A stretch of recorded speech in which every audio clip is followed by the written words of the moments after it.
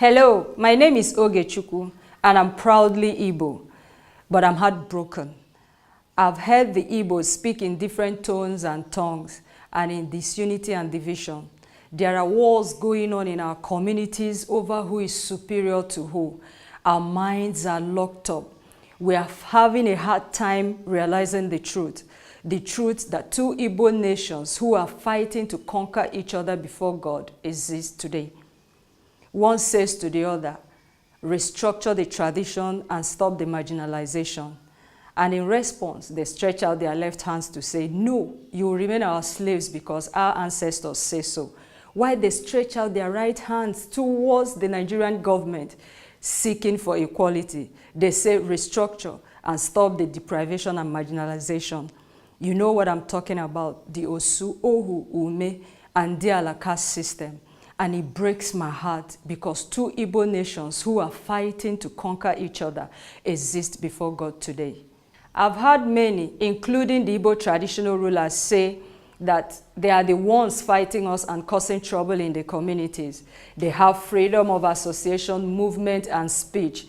None is denying them or depriving them of their fundamental human rights in our communities.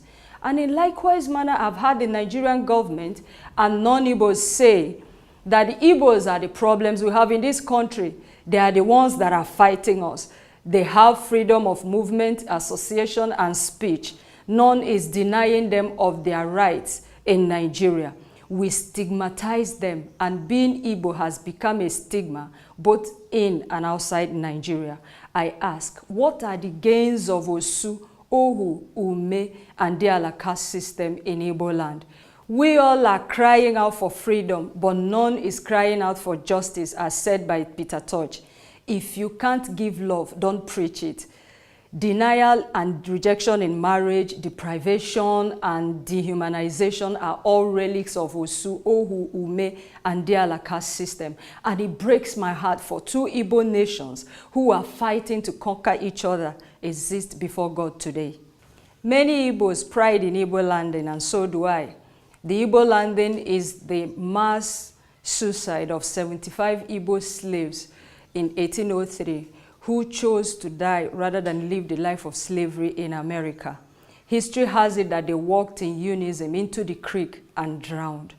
The act of unison is my admiration.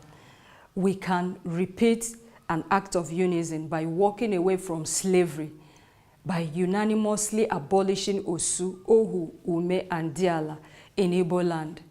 They didn't talk about their communities or states. They only knew that they were Igbos, though their souls did not rest in peace because they were kidnapped and sold into slavery by our ancestors.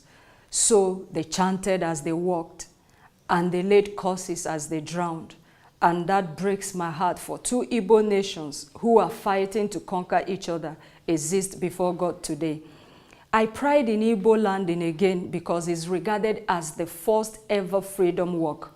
We can repeat a freedom walk, but we can't preach freedom without freeing ourselves. Charity, they say, starts from home. Let's come together irrespective of our political affiliations. That one thing that is supposed to bind us together, which is our tradition, shouldn't divide us.